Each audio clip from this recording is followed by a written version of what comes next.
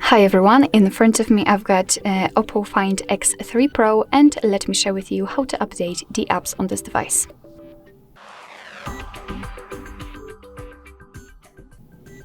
So first of all, make sure that you've got the internet connection because it is required, and then let's enter the Play Store.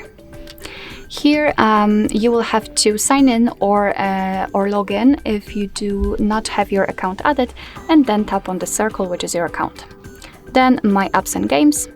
And here we've got the updates section. If you want to, you can update all of them, but in my case I've got 45 of them and I don't want to do it. So you can simply scroll through the list, find the app you'd like to update and tap on update. So as you can see, and this is how it works. After tapping on update, and the apps will immediately appear at the top of the list, and your device will download and install the update automatically.